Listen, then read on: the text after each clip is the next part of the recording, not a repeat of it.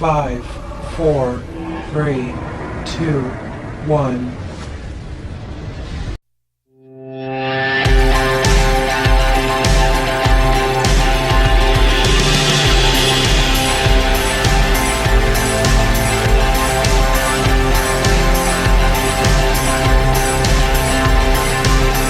अस्सलाम वालेकुम दोस्तों, welcome to Ayesha beauty net tip. उम्मीद करती हूँ कि आप लोग सब खैरियत से होंगे, ठीक ठाक होंगे और खुश होंगे। आज की वीडियो में आप लोगों को मैं लिक्विड फाउंडेशन बनाने का तरीका बताऊंगी, जो मेरी दोस्तों की फरमाइश थी कि बहुत ही आसान तरीके से हमें बताएं कि हमारा लिक्विड फाउंडेशन जब भी बनाते हैं उससे जो है वो चेहरे पर चिकनाहट जो है वो आ जाती है, वो फैल जाती है, वो अच्छी तरह से मतवाजन नहीं होती। तो बहुत ही आसान तरीके से आपको मैं रियल तरीका इसका बताऊंगी। जिन लोगों को फाउंडेशन नहीं बनाना आती, लिक्विड फाउंडेशन बनाने का तरीका नहीं पता, वो सिर्फ ये समझते हैं कि इसको जस्ट लगाया फेस पे और ब्रश के साथ सेट किया एंड दैट्स इट, बन गई। तो इस तरह से नहीं है।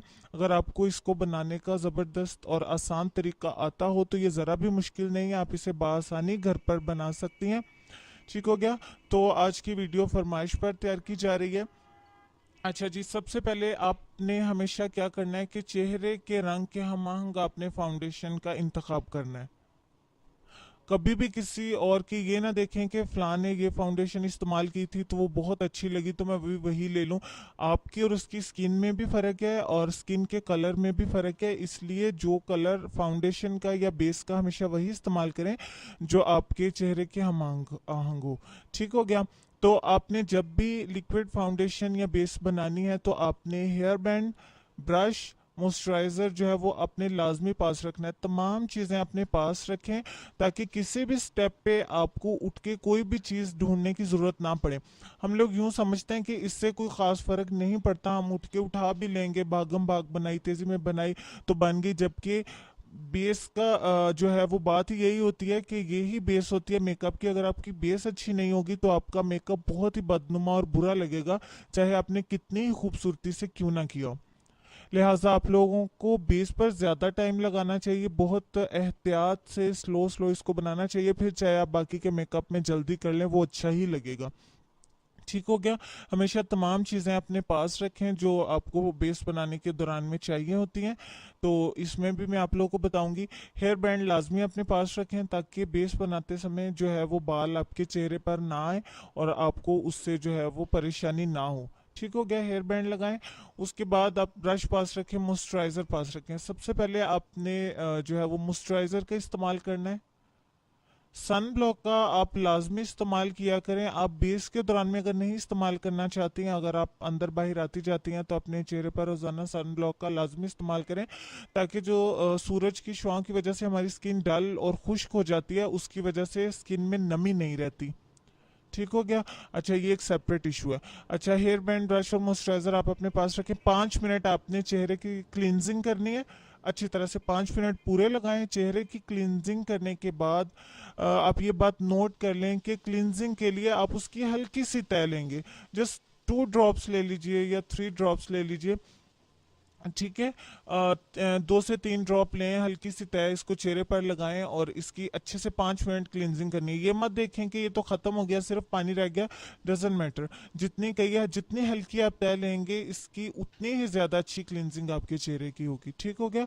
अब इसके बाद आपने क्या करना है, एक छोटा सा ड्रॉप, एक छोटा सा कतरा लिक्विड फाउंडेशन का हाथ पर लें और उसके स्ट्रोक जो है वो चेहरे के बड़े हिस्सों पर, लाइक उसके डॉट आपने लगाने हैं अपने चीक्स पर, गालों पर लगाएं, ठोड़ी पर लगा लें, फोरहेड पे लगा लें और अच्छी तरह से इस एक कतरे को आपने पूरे चेहरे पर फैलाना है। अब कुछ लोग यूं करते हैं कि काफी सारी फाउंडेशन इस हिसाब से लेते हैं कि पूरे चेहरे पर ये पूरी नहीं आएगी, जबकि ज्यादा महारत यह है कि आप कम फाउंडेशन को पूरे चेहरे पर मतवाजन करें, इससे ज्यादा अच्छा रिजल्ट आएगा। और आप लोग को बताते चलूं कि जितनी ज्यादा फाउंडेशन आप चेहरे पर लगाएंगी उतनी ज्यादा उसको सेट करने में दिक्कत होगी और जितना ज्यादा आप उसको छेड़ेंगे, मतवाजन करने की कोशिश करेंगे, वो फैलती जाएगी और जम जाएगी, अपनी जगह से हिलेगी नहीं। ठीक हो गया।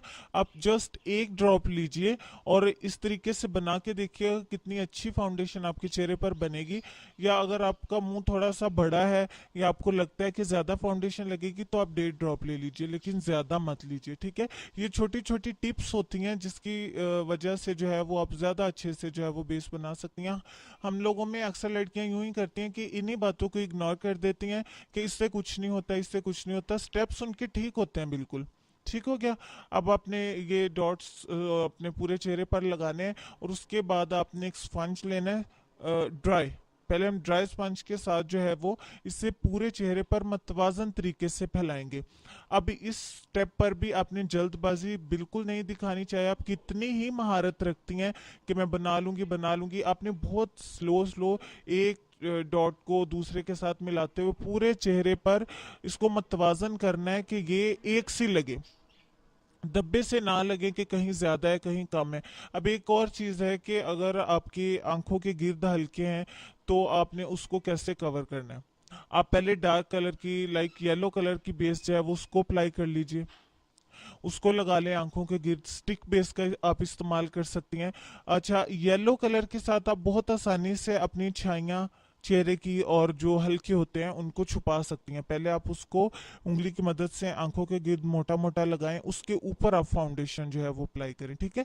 पहले चेहरे का जो है ये ट्रीटमेंट आप करें कि आपने इन चीज़ों को छुपाना, चूंकि फाउंडेशन हम बहुत लाइट इस्तेमाल कर रहे हैं। ठीक हो गया। अच्छी तरह मतवाजन कर लेने के बाद आपने क्या करना है कि आपने एक गीला स्पंज लेना है। ये चीज नोट कर लें, अपने पास लिख के रख लें कि आपने उसी स्पंज को गीला नहीं करना, चाहे आप उसको दूसरी साइड से इस्तेमाल कर रही हो। आपने उसके लिए नया स्पंज जो है वो इस्तेमाल करना है। उसको थोड़ा सा हम वेट करेंगे। गीला कर लेने के बाद उसको निचोड़ें और उसके साथ आप इस फाउंडेशन को दोबारा से मतवाजन करें। अच्छी तरह से उसको जो है वो आपने फैलाना है। अब अच्छी तरह से जब फैला लिया, आपने तसल्ली के साथ ही स्टेप पर अमल करना है, बाकी आगे जाके ये उससे पहले आप जल्दबाजी दिखा सकती हैं।